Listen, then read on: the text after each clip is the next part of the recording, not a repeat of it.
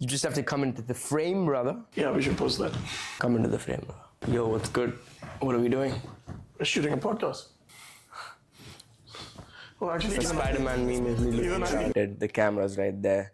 And this is the start of something amazing. Welcome, everyone. This is episode 1 of the StuKonnect podcast. We are your hosts, Moksh. and I'm Aryan. And this will be the first of many, hopefully. And it's the co-founder story. Exactly, yeah. So How are you feeling today? Feeling pretty good. We're in Gurgaon, in Delhi, in Yeah. India. We landed in a couple of nights ago and just settling in. And here we are. We're going to do a meetup today evening for both of our personal brands, which is a total of around 1 lakh people. And so 100 people are coming for the meetup. So we've organized that. That's what we've been up to. And Which is also very exciting. Cool. So, should we start? let's start. Sweet. So, let's start with a quick introduction of who we are for people who don't know yet. Yeah. You're gonna know us very soon. No. All right. My name is Aryan. I am a software engineer in Sydney. I was born in India, grew up in Faridabad initially, and then moved to Gurgaon when I was in the 9th grade. I got a full scholarship to study at the University of Sydney, which is how I ended up there. I was initially planning to study here, gave all my exams, prepared for JE, cleared that, but then that opportunity was a bit too exciting to say no to. So here we are, had an amazing 4 years of uni studying engineering, and now I create content on the side, I work full time, and then now dabbling into this side project that we are starting soon. Beautiful. That's a lovely intro. My name is Moksh. I'm a final year economics student at the University of Sydney. I moved to Sydney in 2022, right after COVID. I studied I did my high school in the Central Board of Secondary Education, which is CBSE, from a city called Jamnagar in Gujarat, which you probably would have heard of by now, because of the Ambani wedding, obviously. Yeah. But yeah. I wasn't invited. Neither was I, don't worry. We're in the same boat. Yeah. We don't hold it against you. It's fine. Absolutely. It's fine, Ambani, if you're watching this.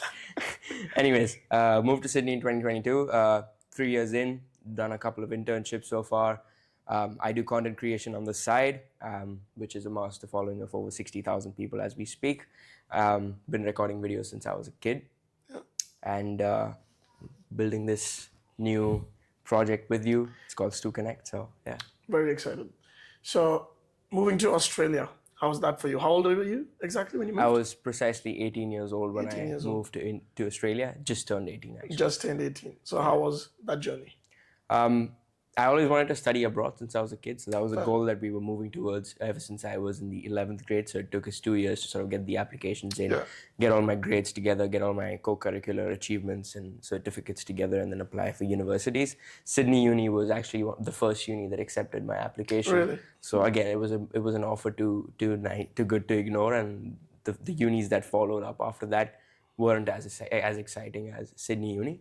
So said yes to Sydney Uni in December of 2021 and started preparing for the transition. Moved to Australia in February of 2022. The Australian culture and the Indian culture are vastly different. Very different. Yeah, they're absolutely in contrast to each other. So moving to Australia was definitely a rough couple of months. Were you scared initially? I was very scared. Not gonna lie, I didn't know who I was gonna meet there, which friends I was gonna talk to, what my future was gonna look like. Because moving abroad is a massive decision, which we absolutely understand because we've been through it. But I believe there's brilliant opportunities out there, and so if you just shift your perspective towards, you're starting a new life and you have a lot of opportunities, a lot of doors opening in front of you, I think that transition becomes a lot more smooth and you meet amazing people on the way, and I've been lucky enough to meet you in the journey. So thank you, boss. Well, yeah, pretty much the same for me. It was 2019 and mine was a very abrupt decision because, as I said, I was very deep in preparing for JE and I cleared mains. So it was time to prepare for advanced, and it was between JE mains and advanced that I actually decided to apply for the scholarship. Right. And when I got in, and it was one of 2 students who got it. So that's when my father and my parents, everyone was like... What made you sort of want to apply for the scholarship when you were about to give your JW Advanced? So my whole logic was, and kudos to my father for that, we always have backup because JEE is without a doubt, if you're preparing for one of the most competitive exams, if not the most competitive exams in the world. Yep. And I have huge respect for anyone who's gone through that. I'm pretty sure a lot of the viewers 100%, watching right now are 100%. giving JEE exams. But the whole idea behind applying to Australia was to have a solid backup and have sort of another opportunity where if I get a scholarship, that's a very good option where we can, as a family, afford the other things, because the tuition itself is $50,000 a year, which is kind of crazy. Yeah. But all the other expenses combined, if the tuition gets waived off, then that's a solid backup plan, right? Yeah. And ended up being the primary plan because I knew at some point when I was giving the exams for JEE that it would be very hard for me to get computer science at a good university, like one of the IITs, one of the top IITs. You didn't get into IIT Delhi, but you didn't get computer science for it. No, because I didn't give advanced. Yeah. So never actually showed up for it. But yeah, I got into the NITs. Yeah. Not the IITs. But again, to get computer science in those universities, they're highly competitive. So you need to have a huge, like, top 1,000 ranks or something like that, right? Maybe for the NITs is a bit low. So I got pretty clear that I want to study computer science. I always loved tech. Yeah. I was deeply into tech. I always loved coding. I always loved math. I didn't want to do engineering for the sake of it. I knew I wanted to get into software. That was 100% clear to me. And when did this love for your tech begin? What was the first spark that you remember having? Yeah, the first part was actually through YouTube itself. So I used to watch a lot of tech YouTubers. Yeah. So MKBHD, Unbox Therapy, Austin Evans. I'm forgetting like 10 names, but I used to watch pretty much all tech YouTubers. Yeah. And I was always interested in tech. Math was always my favorite subject. Yeah. That sort of gradually somehow turned into me starting to code. Yeah. And also me starting a what YouTube grade channel. Was this? This was 9th grade. Yeah. 8th or 9th grade. That's when I started coding Python. Yeah. Yeah. So very exciting for me. I could create stuff. I think more than the act of coding, what I like is the fact that it allows me to create. Yeah. That is what is exciting to me. And that's why I'm so attracted towards it. But then, so it started with consumption of content about tech. Yeah. Then a phase of me creating content about tech. Please expand a little bit more on that. So I was basically creating content about items within my house, right? Yeah. Because these YouTubers, obviously, they have the budget to go out and buy items. A lot of times they are sponsored. But if you're a kid getting started in India, I was like, I can't tell my dad that I have 0 subscribers and I need to go and buy something to review. Exactly. So I just picked up the stuff that was in my house, the stuff that I use day to day. Yeah. And I started uploading about it. Yeah. So it was called Budget Buyers because we are on a budget. So I'm going to give you a recommendation based on your budget. Exactly. Which was me because I was a kid, right? And I think that was one of the most fun phases of my life because when you're a kid, it's exciting, right? You're not doing it for any sort of outcome. Yeah, true. You're purely like, I'm sure you relate to that. Absolutely. You don't think about how many people are going to watch it. Yeah. You don't think about the algorithm. You don't think about anything. You're like, oh, this is so much fun. Every video, editing it, recording it, improving the audio, watching other YouTubers, trying out different shots. Got a tripod, tried to do different things. So it was so exciting. Fell in love with tech. It's kind of as valuable as an internship, right? When you're a little kid. I agree. When you upskill so much. And it's also, it ties back to the fact that even alongside school and your preparation for competitive exams, you always had this itch to create something on the side 100%. And do something on the side, which kind of explains how you're building StuKonnect at the moment as well, right? Like it's just always been this +1 mindset that I believe both of us have had growing up. It was also the same thing with content for me. Yeah. So one of the first times I met Moksh, I told him that I would love to create content. Yeah. But I had a lot of inhibitions at the time. Yeah. I was in uni 4th year, around that. I was writing my thesis. I was doing an internship. So I was working like pretty much 3 to 4 days a week. Yeah. Uni was only 1 or 2 days. Yeah. And at that time I was like, I lacked the time to make content, but that was a lie. Yeah. In all honesty. Yeah. It was, the true thing was that I had so many inhibitions. I didn't want to create content because of this reason, because of this reason, whatever. But eventually, I feel like that's another thing what your company and community does, right? Because I had this guy next to me who was just out there, right? He was creating content. He didn't care what people think. He didn't care about the comments. He didn't care about anything. So that sort of really motivates you that maybe it's not that deep. Like I can just go out there, put a camera. And I always had a passion for it. Yeah. I had a huge passion for stage, whether that's through theater, MUNs, public speaking. I was doing all of that during high school. You wanted to get into Bollywood, didn't you? For the longest time, yes. Young Shah Rukh. Yeah. Because I wish. That guy's the semester that I met this guy, I remember going to his room at 7 a.m. in the morning and he was blasting Young Shah Rukh on his desktop before going to the gym. I'm like, damn, this guy is actually obsessed with Bollywood. Yeah, that was my walk to the gym song. Still is. Like, Young Shah Rukh is such a good... We played it this morning before the podcast. So whenever I need to get into the zone, that song of Non-Stop, Tyler Hero, a few different songs that really get me in the zone. So the cocktail of those 4 songs, one Panadol and a coffee down is what you're at right now. To fight the throat. If I get too many voice cracks, I'm really sorry about that. Blame the pollution. Blame the pollution? Okay, fine. We blame the pollution. Self-accountability. Self-accountability. We can't blame the pollution. We can't blame the pollution. We can't blame the pollution. Sorry about that. We have to blame ourselves. Yeah. We should have solved the problem of pollution. Exactly. We could have done that. We could have done that. We didn't. Yeah. Are you that technologically advanced? Not yet. Soon. Yet being the keyword. Exactly. Exactly. That's my point. Yeah. So tell us more about your whole journey. Right. So as I mentioned, I grew up in Jamnagar, which is a pretty small town. It's just a 10-kilometer radius. Yeah. It's in a very unique position. So Reliance has its biggest refinery in Jamnagar. So there's a lot of things happening there. We have an Air Force base, we have a Navy base, we have an Army base, all three special forces. So there's people from all around India that live in that very small town. And so growing up, when my parents had to make a decision to put me into a school, they put me into this school that was run by a multinational corporation called SR. They're in the oil business. And so all of my friends and peers at school were kids of all of these employees that worked at these multinational corporations such as Reliance and SR. So growing up, I had this brilliant exposure to people from all around India, and that sort of kept my perspective quite malleable growing up, is what I think.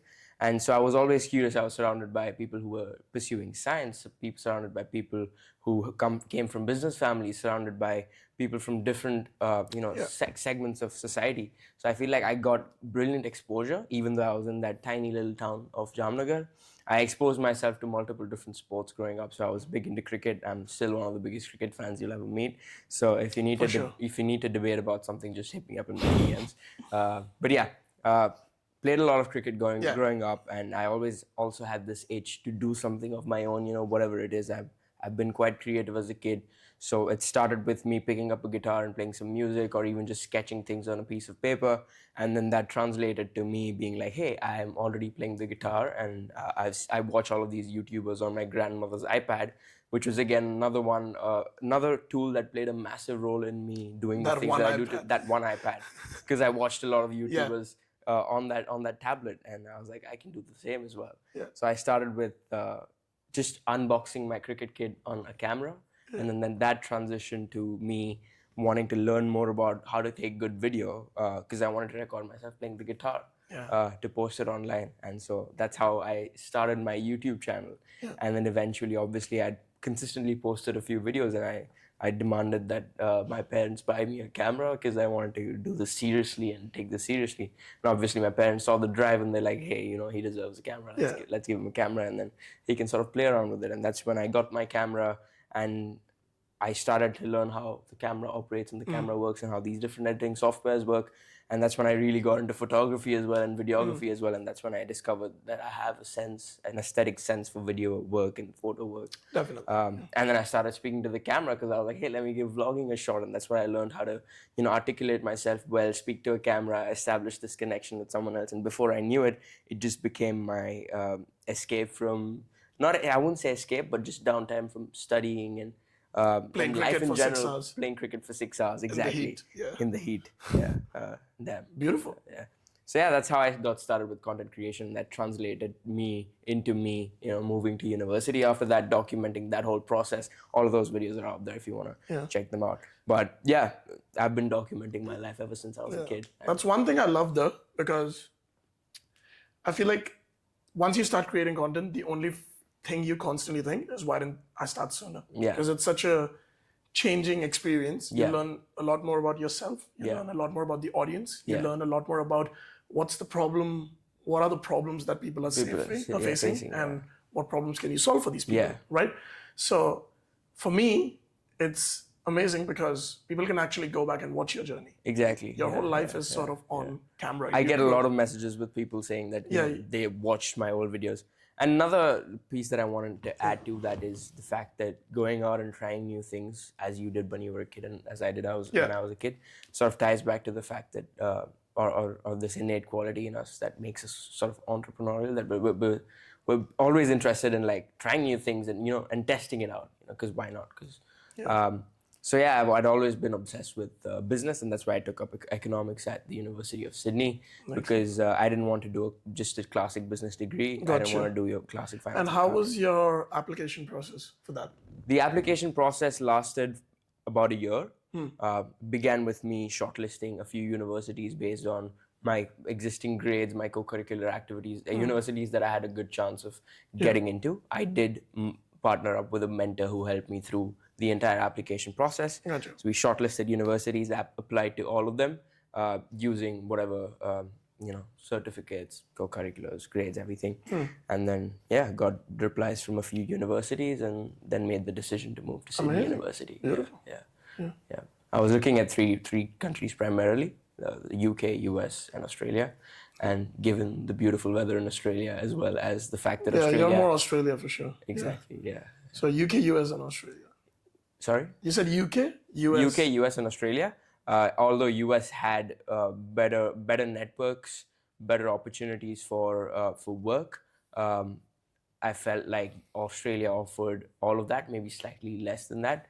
Offered beautiful education and the fact that I would get access to an environment that I would love being in. And for us, we have been sort of lucky in the sense that ever since we joined, the education in Australia sort of picked up. Yeah. So I remember when I joined, University of Sydney was ranked around 40 something in the world. And right now we're top 20. We're 19. 19, we just cleared top 20. Exactly. So if anything, now certainly Australia is an attractive opportunity for anyone, even people applying to the US, because now it's ranked higher than a lot of universities that you would apply to in the US. So really, the education system has picked up quite a bit. I agree.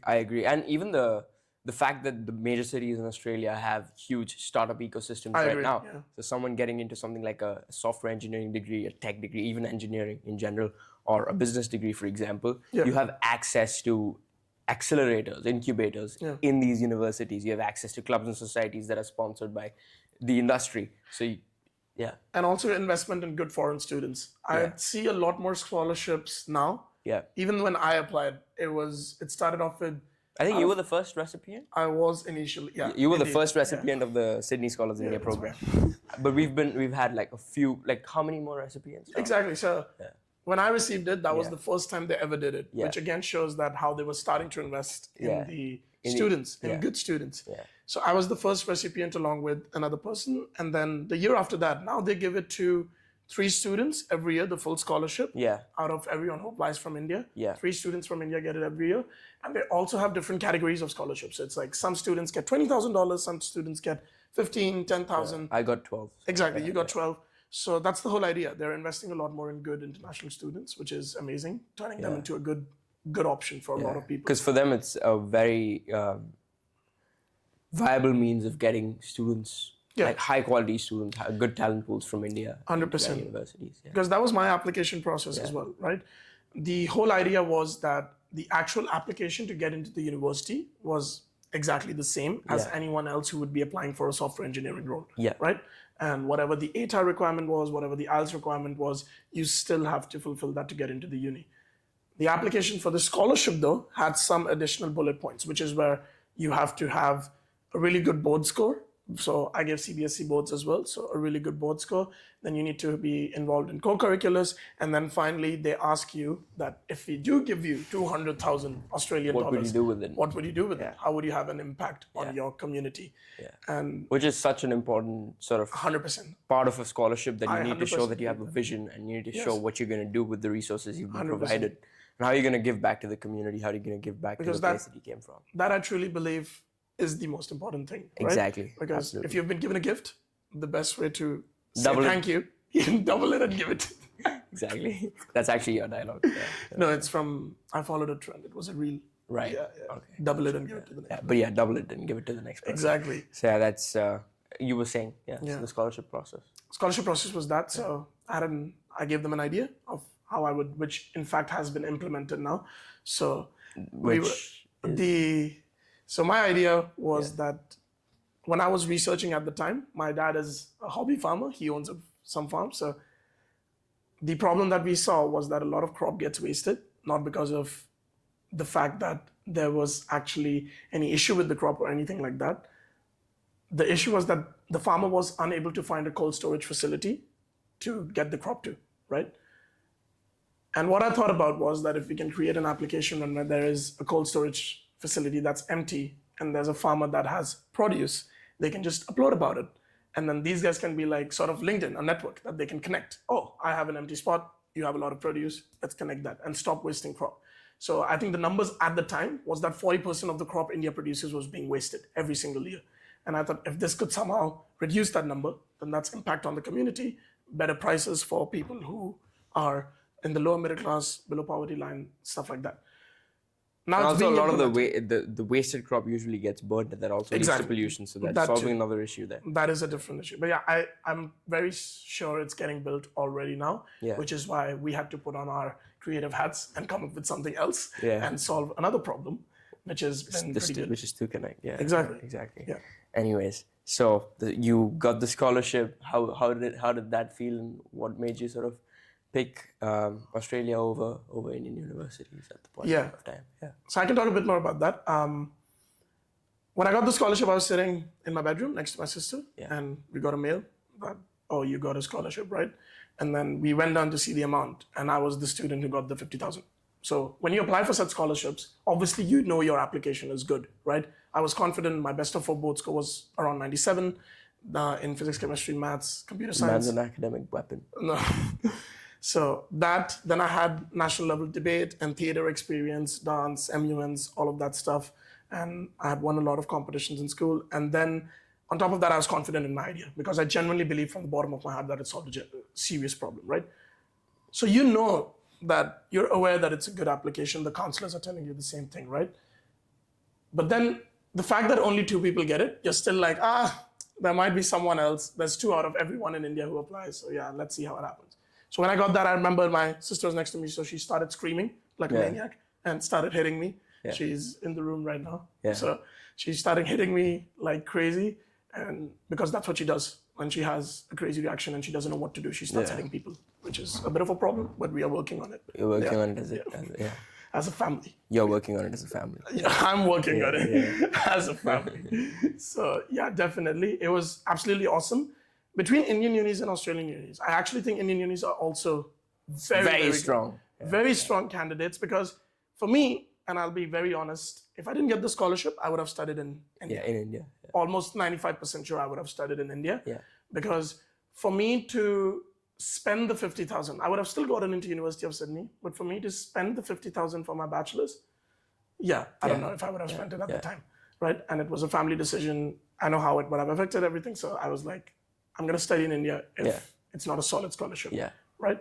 So I would have studied in India. There are a lot of good colleges in India. The main difference in education, and the thing is, it's now getting so much better that we're getting very close in terms of facilities. Like my sister studies at a university called Ashoka, and the facilities, the campus, everything is awesome. And a lot of the tutors and the lecturers that she has are from University of Pennsylvania. There are people who have actually had experience being in places that are business hubs and startup hubs, and they are teaching them about businesses, right? Which is awesome. There is a difference between our high school education and CBSE and university for sure. It's massive. That's the big difference, insanely massive, yeah. I think the unis are getting close, but between high school and between a university, the difference is astronomical. In CBSE, I think the final exam decides everything. Yeah, and so you can pull through in the end. Yeah. Exactly. That worked in my favor. I won't lie. I'm a good exam taker. I'm confident in my ability to take an exam.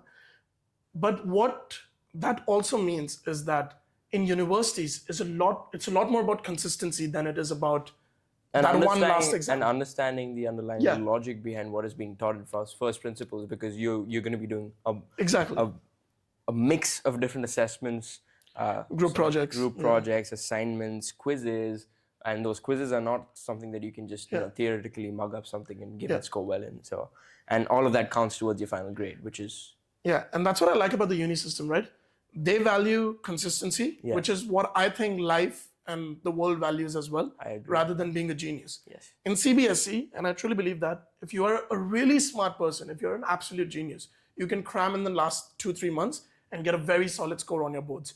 That is absolutely not true in universities. Yep. If But you miss your assignments, what that also teaches you is, I want to use an Indian term here, jugaad. Jugaad, yeah. So you just figure out a way to like get it done somehow, and that's also a very valuable lesson. But yeah, I agree. It doesn't set you up well for university, which has a completely different way of It's more grading you. holistic. It's more holistic. They value consistency. Even if you're a genius, if you missed assignments throughout your semester, that final exam won't save you. You might nail that final exam, but that's only worth 50%. Right? So that's what I love about it. It values consistency. Even if you're not a genius, you can do so well and hence land a good job and hence do this and that. So yeah, I absolutely love that. But I think you would have a better idea considering you are more fresh in uni. I graduated a year ago. Yeah, I'm going to be starting my final semester. How was your journey? Because I feel like the last semester was by a huge margin your best semester. I agree. What do you think was the biggest factor that impacted that? How did you become an academic weapon? Right off the bat, after high school, I was an academic weapon when I finished high school, but I couldn't give my board exam. So my scores didn't reflect that, hence I didn't get the scholarship that I would have probably liked to get.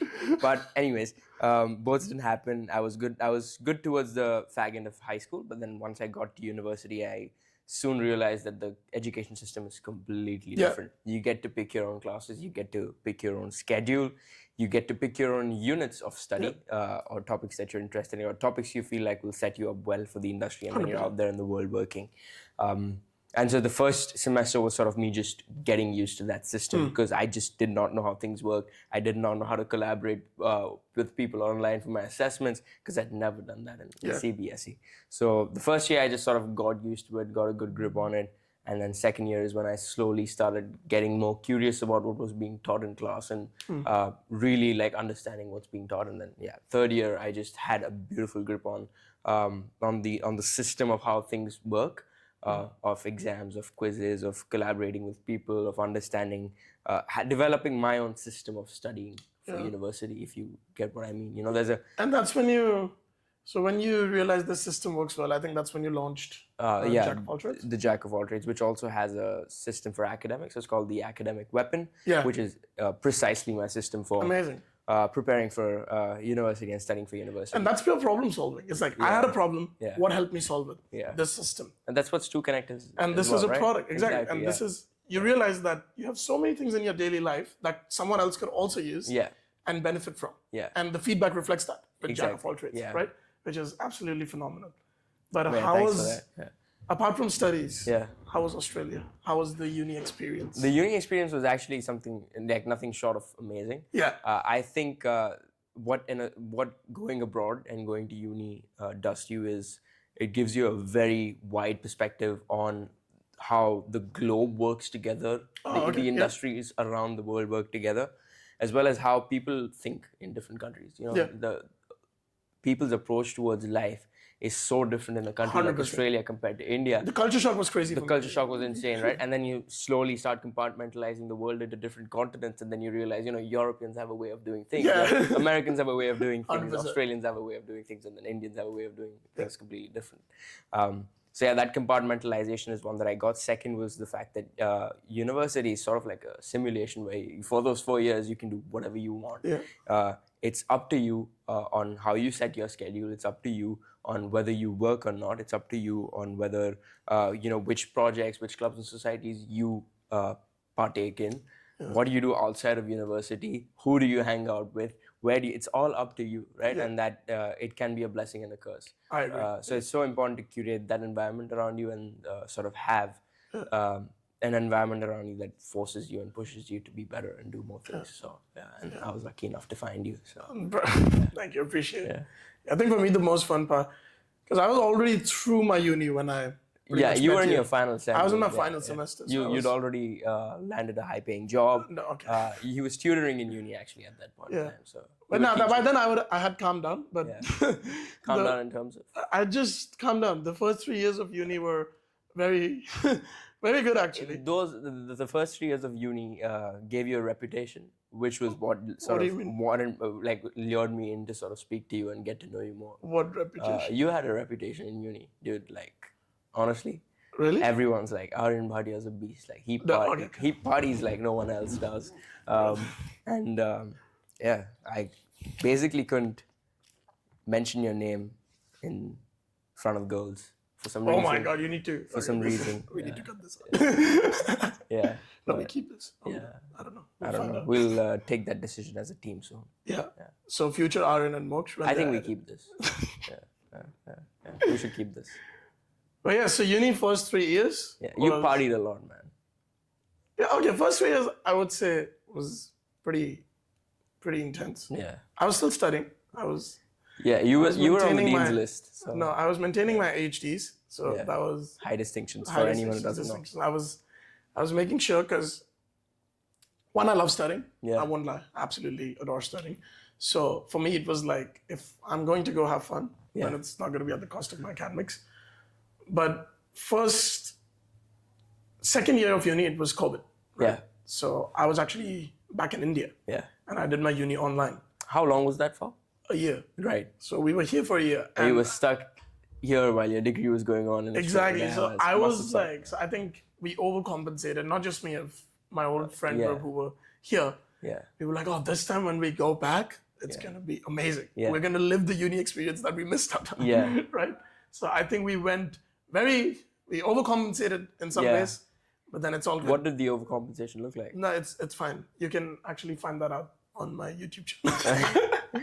Oh yeah, actually, the Gold Coast video. Yeah, it's the Gold Coast was one of many, but yeah, it's a representation of how Aryan Bhatia lived his uni life. No. So I was doing a lot of stuff. But yeah, you were working, you were studying, you were partying, you were still hitting the gym, you had time to sort of meet new people at the same time. So how did you manage all of that? How did that work out for you? Firstly, full preface, Moksh is a bit too kind. Right? He makes me sound a lot cooler than I actually am. Yeah, but that's what friends are for. Damn, okay. So I appreciate your kind words. Yeah. But then I think for me, the biggest thing was that I always had this urge to land a very high paying job, right? It was always a thing for me. Because I always read those articles as a kid that, oh, this guy graduated landing like this crazy job at this place, yada, yada, yada. So for me, throughout uni, I was like, my whole to-do list was based around, okay, how do I get to that? And one of the biggest things that I've learned is that what you do at work and what you do at uni, quite different. Uni teaches you how to learn, but then work teaches you how to apply, right? Yeah. So for me, the internships I did in Australia actually taught me so much, and I'm so grateful for all of them, because you actually get into the industry, you see how the systems work, you see how different technologies and different departments integrate, your brain sort of starts thinking in a different way. What uni teaches you, especially in software engineering, is how to learn, right? Yeah. Because you're a perpetual student. Yeah. You're going to have to learn forever, especially in the field of tech goes fast, man. Yeah. Like even with AI coming and everything, right? The software updates every week, dude. It's like every year, whatever you were using last year, there's going to be something new like next week. Every year is such a big time. I'm saying every week, every 2 weeks, there's some new web development framework. Now there's Next, now there's React, there'll be Svelte. There's always something new. So what it actually teaches you is how to learn, because you're going to have to do that forever. Yeah. But then what the internships taught me, and I did 3 different internships. And did you have an approach towards making sure that it fit a certain portfolio, your internships? Because you worked at a drone company as well. You worked there. Yes. So cybersecurity. For me, it wasn't about portfolio as such, but I was always clear on one thing. And again, props to my dad for that. So he was like, make sure that if you're spending time outside uni working, it's linked to what you want to do. Yeah. Right? Because there are a lot of jobs that you can do, which is completely fine, right? Yeah. You can do those jobs, but a lot of times they don't contribute to your degree. Personal development and degree, Or your job after graduation. Exactly. So for me, in my first semester itself, I started figuring out what do I need to land an internship, right? And for me, that's when I realized that it's not the Python they're going to teach me this semester. It's not the Java object-oriented programming they're going to teach me next semester. Those are good basics, and that's good knowledge, important knowledge to have. But I need to learn the tools that are going to be used in the industry, right? So I spent a lot of time focusing on that and ended up landing a job at the start of my second year, an internship, which was for a tech company as a software engineer initially it was, the first month was the only month where it was unpaid, Yeah. but I still got some, both monetary value at the end of it. He gave me sort of a slight bonus because he was like, the work was touchwood amazing. Yeah. But then from that point on, I was getting paid as a software engineer throughout my degree. Yeah. And that was sort of helping me pay for pretty much all of your expenses. Because tuition was covered by uni. Yeah. And then I was getting paid as a software engineer. Yeah. That did make it extremely hectic. Yeah. That did make life very hectic. I used to club all my classes into 2 days. Yeah. And then work 3 days. Yeah. And then Saturday, Sunday, a bit of fun. Yeah. Right. Not just Saturday and Sunday. Okay. During the week as well. During the week was rare, but yeah, maybe. The funny part is, because when I was in my first year, there were all of these startup career hub events that would happen. And that's when, I think I know what you're going to say. cool startups would come. I think you know what yeah. But yeah, I would just go to these events, because the first year I just wanted to see, what are the kind of startups that come there. What do people do at these events? I was just curious. And I went there and I met Aryan for the first time. Not for the first time, I'd met him in the gym before that. Yeah. But I knew Aryan, right? And at H&M with your parents. And H&M with my ran parents. into, You were buying a hoodie for someone's birthday. Exactly, I remember that, So we'd had a couple of interactions. I knew a bit about the guy. I knew the guy was smart because the first time I met him in a gym, he started talking to me about how the learning curve for calisthenics is a bit longer than the learning curve for someone, hitting the gym. Yeah. And all that was fine. I mean, that's true, but like he explained those topics to me so succinctly. Which is kind of during weird, a random he knows conversation. you know way more about everything. So Yeah, true. That's the funny thing. Exactly. But then we met at the event and then I was just asking you that, what are you here for? What are you doing? He's like, oh, I already have a job. It's paying me quite well, but I'm here for my friends. I was like, right. That's amazing to know. I sound like the biggest dick right now. You I sound like the biggest dick. Yeah. Like I sound like such a. I met him. I met him bastard. on the street right after that as well. I think you were going to GYG, and I was picking up something from GYG, and that's when you mentioned you were working for Drone Shield, and you're working with the government, and And then how did we meet properly for the first time? Yeah. How did we meet properly for the first time? I think you remember this way better than I do.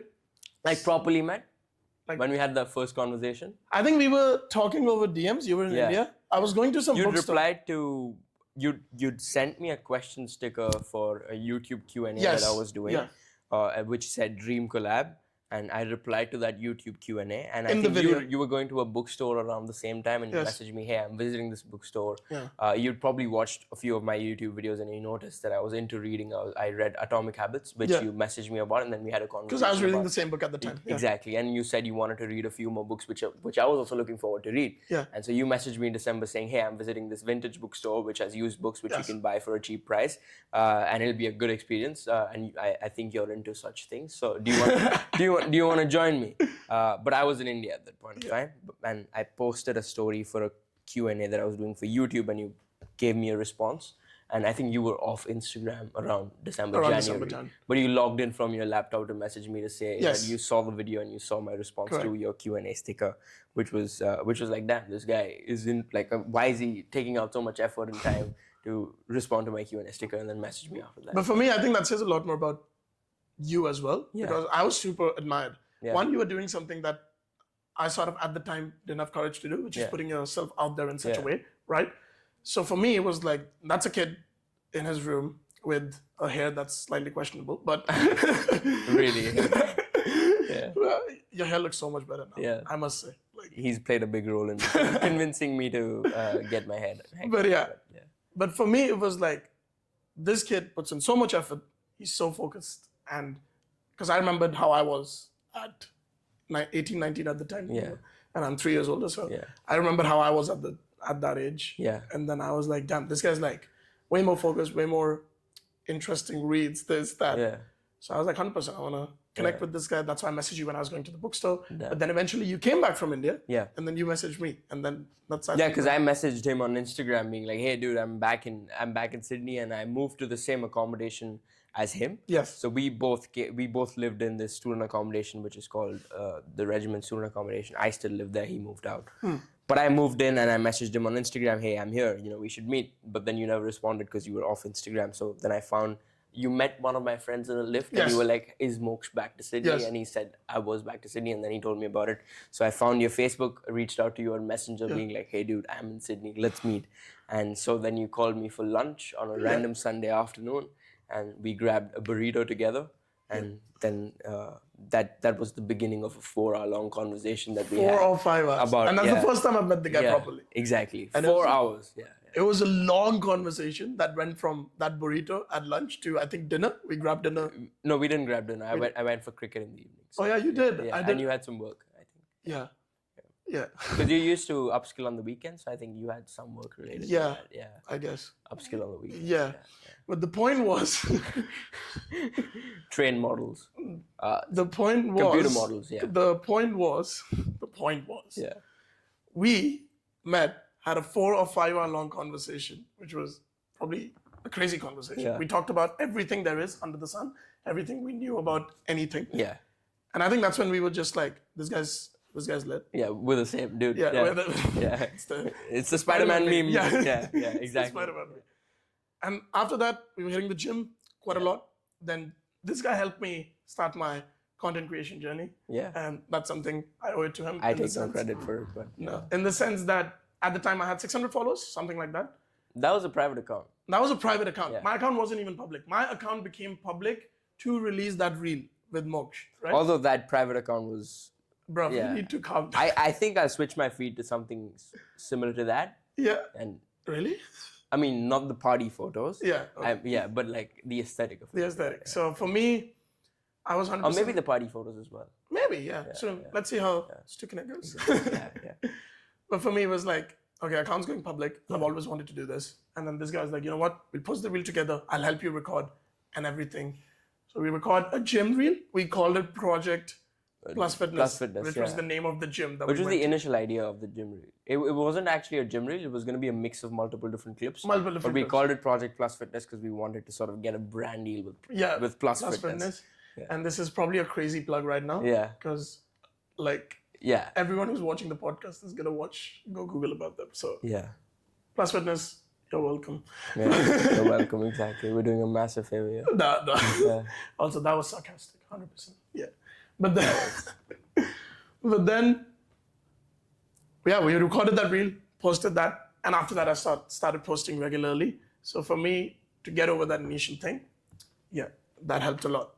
Yeah. But again, it was a lot of fun making the reel together though. It gave me because the thing is I'm a super messy and creative person and he's a very logical and organized person. Yeah.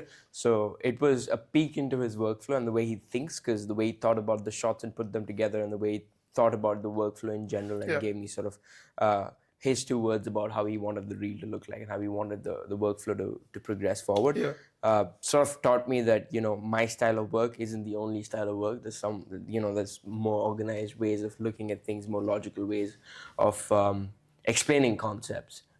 Is what I sort of learned from that experience. And it was fun working together. So it was super fun. Super fun. And that's why we're here. That's why we're here, working together again. It all started with Project Plus Fitness, combined following of 3,000 at the time. Yeah, exactly. At the time, because I was 600 private account. But it also taught me that he dreams big, because we had a combined following of 3,000. 3,000, but we thought about this moment as well at that time. We did. In that 4-hour conversation, we were like, at some point, right now it's just a reel, right? Yeah. But at some point, we're going to have 1 million views on this reel. We're going to have like thousands of followers together. And then we're going to create something that helps them. Exactly. We're going to create a community. Yeah. We're going to find like-minded people. Yeah. Because meeting like-minded people or meeting people on the same path was also a huge example of Chimp Theory for me. Yeah. I would have probably never uploaded that reel, right? Exactly. I would have never exposed myself in that way. I wouldn't have, been so academically focused. I've been so, trying out new things, going out there, applying for internships, putting myself out there, going to events. I wouldn't have done all that if it wasn't for you being in my life. But that puts Chimp Theory into perspective. Exactly. Where the people you surround yourselves with, you turn and maybe into the an boozing average. as well. I've partied a lot more because of this guy at uni. You reckon? It's safe to say. I would say that's still a good thing. I agree. I wouldn't have it any other way. And the thing is, it's not going to stop. That's the main thing. Because I can't change who I am. We took a 14-hour-long flight the day before. It didn't feel like 14 hours though. It didn't, because we lost sense of time. We lost sense of time at some point. Yeah. Why was that? Because we were doing strategic planning. Let's just... For the projects that we're working for on. everything that we were doing in India, we had 2 meetups to organize. We got some customer validation in the customer airplane as well. validation, exactly. So we had 2 podcasts. Over some beverages and refreshments. Some refreshments. Exactly. 2 meetups, refreshments, some... pissing off the entire flight. It was a good flight. Didn't feel like 14 hours at all. That Despite didn't the fact that our screens and our recliners were not working. Yeah. We had a total of 30 centimeters to work with. Yeah, exactly. Yeah. And I can't lie. So he's 6'2", by the way. Yeah. So I'm 6'2". For all of you wondering. I'm 6'2". Yeah. Let's move on. I'm 6'2", and for me, it's already a slight struggle to travel for that long.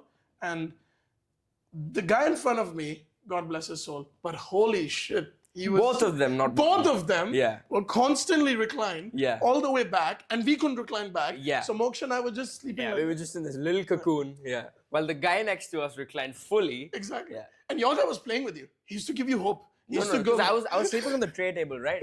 So he'd take his seat forward for a bit. So Moksh would have hope. Yeah, I'd get comfortable, dude. And then he'll go back, bam, and I'm like, dude, like that's my head right there. You gotta calm down. There's no pillow there. And I'm just right next to him every time I'm watching this. Yeah. You saw that torture. Exactly. But it's fine because I was sleeping most of the time. Yeah, you were sleeping most of the time. Exactly. At one point, you taped my mouth as well. Apparently, I was snoring. Yeah. It's fine. You had a lot of refreshments before. That is true. So I was out like a light. You were out like a light, exactly. All right, moving on. Let's talk a bit about what we are working on currently, which is StuKonnect. Yep. We don't want to reveal too much as of now. Yeah. Because we don't know what it's going to look like. So that's always a good answer. Yeah. Are you trying to act mysterious, or is that the truth? No, we don't know what StuKonnect is yet. We do. Even I don't know. Let's not talk about that. I'm very confused now because I feel like you're supposed to be working on this with me, and now we both are like. Oh, was I? Yeah. I thought you were doing the whole thing. Wait, was I? Yeah. Shit. I'm just here for the steak. But yeah, StuKonnect is a project that Moksh and I are working on, and we're trying to solve a problem for students, a common problem that we have seen time and time again. We don't want to talk about it too much because, well, the fact of the matter is, I think the best victories are the private victories. You work in silence, and then eventually your work speaks for itself. Absolutely, right? Does, yeah. And I think you relate to that a lot. When you work in silence, you just work a lot better. Exactly. Like working in silence, like that's the most important thing. Yeah. Because when no one's watching, how much can you push yourself, right? So the whole idea is that we're gonna sort of have a more detailed plan.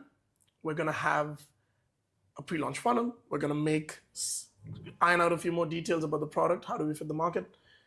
And then we're gonna sort of plan the launch. Hopefully, it solves the problem. For a lot of people. It's going to be an intense building phase for you, especially because you are the person who's going to be coding the app. But then I love coding though. Yeah, you love coding, and I love business. I love positioning ourselves in the market. I love validating the idea. I love making the marketing for it. So it's going to be a fun 1 month to work on this idea. Yeah, and the goal has always been to use our, in this case, combined platform now. Yeah. Use our combined platform to sort of have an impact, right? Absolutely. That's the main goal.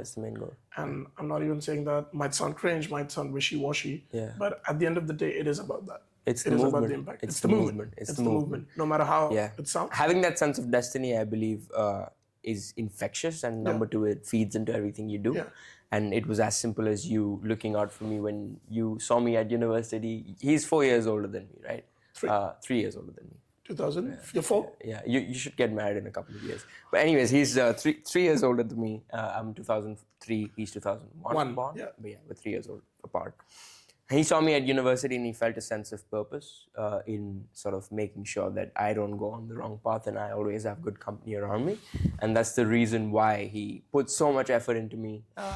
And I put a lot of effort into him back as well, gave him 100%. as much energy as I possibly could and do what I could for him with whatever I had at whatever point of time.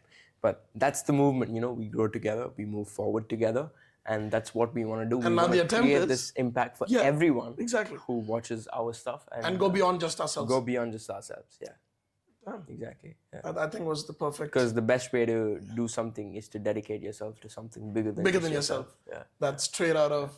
I think Batman Begins, which is beautiful. Yeah. One of the best movies, if you haven't watched it. Exactly. 100% you should. The whole Dark Knight series. Yeah. The whole Dark Knight series. But You were the one who introduced me to The Dark Knight. I introduced him to most movies. Though. This guy didn't watch anything. Yeah, I was just out there in the field playing cricket as a kid, and watching the IPL, the IPL in the evening. Of course, and I was watching movies because the IPL was depressing for me as an RCB fan. Yeah, I can imagine. Yeah, I'm not an RCB fan though. I love Mumbai Indians, but I love Virat Kohli. Yeah, so for me it was like movies was a big part. I wanted to be an actor. Yeah, my mom's a model actress, so for me it was always a big part of my life. Exactly. Right? Yeah. But yeah, I think that was a beautiful summary in the sense that it is for the students, it is for our community, it is in sort of our time to answer questions that we get constantly and problems that we see constantly. Way too many people ask us these questions, and these are like paragraphs that we get on on like message requests. And it genuinely breaks my heart because we can't answer to everyone. And I feel like it's better to build something and solve the problem than by answering their questions through a message. So that's what we're aiming to do. I won't reveal anything else. Yeah. So I think that's pretty much it. Just going through our list, as Moksh said, I like to be organized. Yeah. And that's pretty much all bases. Have we covered all bases? We have covered all bases as always. Yeah. Just because we need to add a call to action towards the end of the episode. Sure. We're gonna have a wait list in the description of this episode. If you're watching this on Spotify, we'll put it there. Even on YouTube, we'll have it there. 100%. So, if you want to know more about StuKonnect and find out more about it, you want, just us to explain to you what we're building, what we're doing, so the solution to the problem that we face. And follow the journey. And follow the journey along. Consider putting your email on that wait list, and we'll send you regular updates on what we're doing and what we're building. And hopefully when the main thing is ready and it's out, you might want to be part of it. So. And again, follow the Instagram. Follow the Instagram, obviously. I'm pretty sure they do follow our Instagram. Oh, no, not the StuKonnect Instagram. I'm sorry. The StuKonnect Instagram handle. Yeah. Yes, this guy. Yeah. So that was us. Yeah. Thank you so much for watching. Once again, we are extremely grateful for each and every one of you. Yeah, I can't. And now we got to prepare for the meetup. We're going to meet 100 people in the evening. Which is crazy. All right, let's do that. Thank you so much for watching. What an episode. Wouldn't do it with anyone else. That was it. Oh, damn! God. Damn! That has to go on the Instagram. Exactly. Holy shit! That was crazy. Yeah. All right. Perfect.